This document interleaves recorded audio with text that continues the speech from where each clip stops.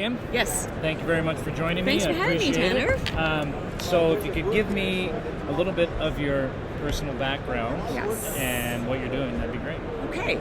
So I work for a company called Revolution Strategy, which is the managing partner of the Global Cannabis Partnership. Mm-hmm. The Global Cannabis Partnership is a newly formed entity that was announced at the World Cannabis Congress in St. John, New Brunswick in June of this past year. And I joined the organization in August with a background in social responsibility. I spent 11 years in the gaming industry. And 11 years in the gaming industry. Yes. So, what were you doing there? So I was a manager of corporate social responsibility and looked after everything from responsible gambling to employee wellness, health and safety, diversity, inclusion. Yeah. It's a big passion of mine, the area of social responsibility in corporations. So, lottery went through an era of prohibition to one of regulation, not unsimilar to what we're living in the cannabis space right now. That's a really good point. Nobody's really talking about that kind of prohibition. So, that's another version. I think in the cannabis space, what we have an opportunity to do is learn from the past. So from the alcohol industry, gaming industry, of what they learned, what are best practices, and learn from others. So we had the distinct advantage of there was others who came before us from an era of prohibition to one of regulation. And for me, joining the Global Cannabis Partnership, essentially what we're trying to create is we've got 3 different segments of membership represented. We've got government, we've got industry, and we've got an affiliate category, which is anyone that touches the supply chain in the legal cannabis space. So everything from professional services to legal firms to consumer packaged goods, anyone that's doing business in this space. Yeah. And what's the mission? The mission is really about going beyond the minimum legal requirements within this new space. And it's really, now that it's legal, we have an opportunity to set a standard for responsibility, create standards for the industry so that we can help increase our social license to operate, we can minimize harm, we can educate consumers, we can support research, we can conduct research, and the more we know, the better we'll do. So it's taking that proactive standpoint of saying, we have with this opportunity comes tremendous responsibility for the industry. I think we're up for the challenge. There's lots of work to be done, but the memberships we have right now, we currently have 29 members. Companies that are super excited to be part of this, roll up our sleeves, get working. It is a global entity. We started in Canada because it made sense to start here. With legalization in St. John, New Brunswick. It was incubated in St. John, New Brunswick. That's amazing. It is really amazing. It's and I'm from there too, it's really cool to see our province, punching above its weight class. Absolutely. In a brand new industry in the world. Right? Absolutely. And we are. This industry is really, everybody's learning as we go. But I think with the GCP Global Cannabis Partnership, GCP as we refer to it we've got a tremendous opportunity in front of us to develop our responsible cannabis framework. So that's the work that's currently underway with our membership.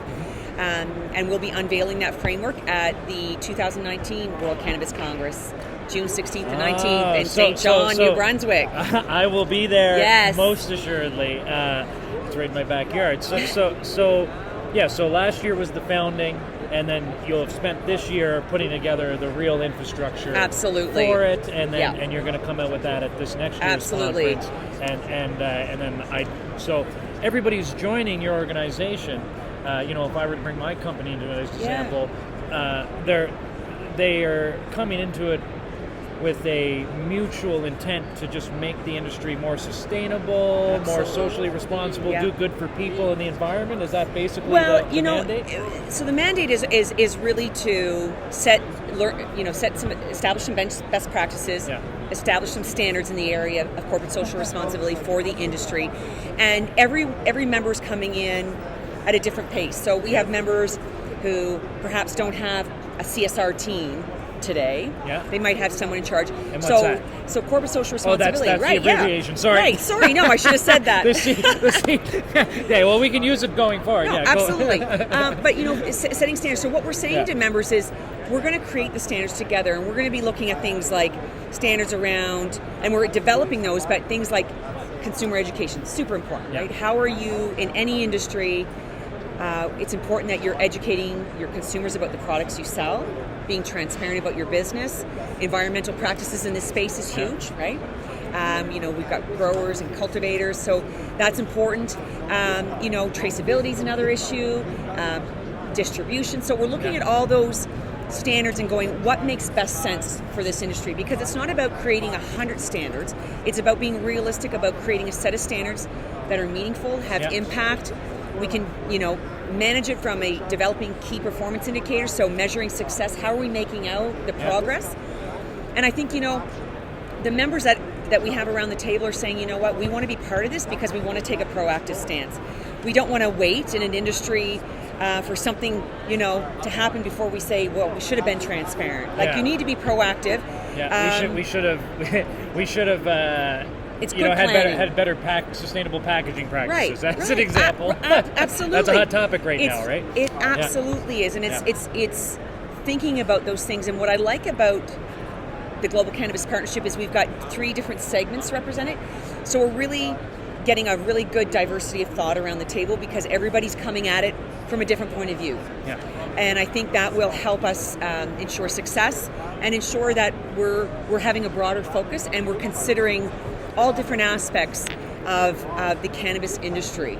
So I'm super excited. I'm pleased to be at MJ Biz as well here, learning lots. It's a fascinating industry. It's a fascinating time to be part of this industry. I love coming down to a cannabis or coming to a cannabis event in another country. Yes. I was in Israel 5 weeks ago, and I'm running into Canadians. There. Right. We're down here in Vegas, so now a bunch of New Brunswickers are running around. That's right. Here. Yeah. New Brunswickers are getting together here. I feel like we were definitely, there's a large New Brunswick population that, was just like, oh, finally, it's legal. Yes, absolutely. When I culturally, and I don't know if it was like this across the whole country, but, growing up, the lack of cannabis not being legal really didn't seem like much of an issue for a lot of New Brunswickers, right?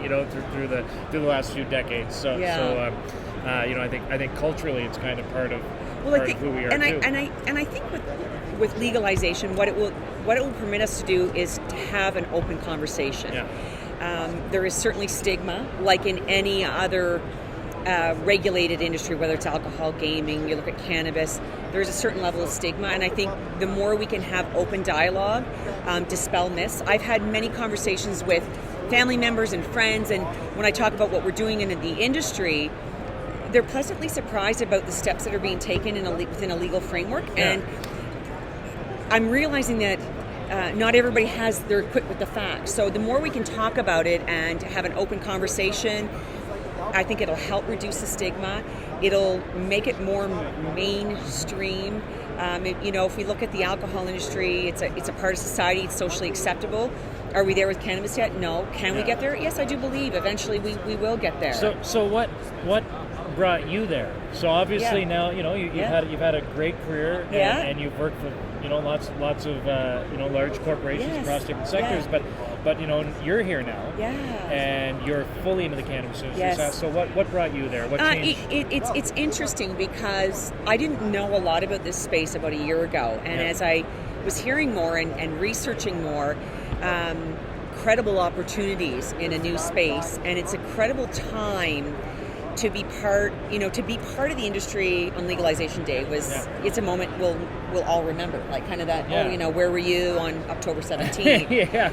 But to be part of this entrepreneurial spirit from the grassroots, to be part of shaping what this new legal industry within Canada and in many other countries that we'll be working with looks like is once in a lifetime opportunity to do that. It's very exciting, and I'm just pleased that the opportunity presented itself. When this opportunity in my backyard was presented, I was like, this is just too in your backyard. Oh, it's St. John, right? This is like it's a St. John based company who's creating an entity based on principles of corporate social responsibility. I was like, I need to be part of that. Wow. And now is there a spot for cannabis in your personal life and what does your family say about this? What is your Well, my husband is thrilled. He's a recreational user. Oh, is he from way back? well, not, just from, I suppose his university days. Yeah. And I have a son in his third year of university who thinks I have the coolest job ever. Oh, of wow. course, Yeah. So your mom. So I have a little bit of coolness factor going with him. Your mom's street cred went up. It just went up a little bit. Yeah. Well, the fact that I can speak the lingo a little bit now, it's that gave me a little bit of street cred with him. But for the most part, the family's been very supportive. I have a brother that works in the industry as well, so it's we could say it's a family. In the industry as well. That's yes, great. so That's it's great. a family affair. What does he do? He works for Organigram. Oh wow! Yeah, okay. based in Moncton. Another New Who Brunswick are company. they? I have never heard of them in New Brunswick. I'm just kidding. Okay, that's so it's great. a family affair. What a great job! Yeah, that's so wonderful. we compare notes, but it's I think I particularly in the area of CBD, I've had friends who've had incredible success, and it's really helped them. And I think there's more to be learned in this space, and more consumer and public education that we can do about the benefits of cannabis. Are you still seeing, is there pockets of stigma in your family, in your friends, in your Absolutely. groups? There is? Yeah. And I would say it all stems from lack of knowledge, education. Yeah. So it's just their perception of things. It's the whole notion of how do we move from that stoner culture to people can use it recreational, professionals use it. It's just a part of their modern day life. It's a lifestyle, and they lead very productive and successful lives. And when you have that conversation with people, you can see it kind of going, I never thought of that. But we have this sometimes a culture and the stigma around, it's a drug and it's bad, right? It's inherently bad, and I think people are seeing it, particularly on the medical side. People are experiencing huge benefits and going, well, wait a minute, there's more to this cannabis than that meets the eye. So there's huge opportunity. Absolutely. Yeah. Well, I'm really excited about what you're doing with the Global Cannabis Partnership. Thank you. Congratulations on the next chapter of your We're excited. career here. We're excited. Yeah, we're excited. And if anybody wants any information, you can go to globalcannabispartnership.com. Absolutely. And we will link it in the description below or in the thumbnail at the end of the video. My editors will do that. I'm not sure what they're going to do with it. All right. Well, thank you so much, Thanks, Kim. Tanner. I appreciate it very Thanks much. so much.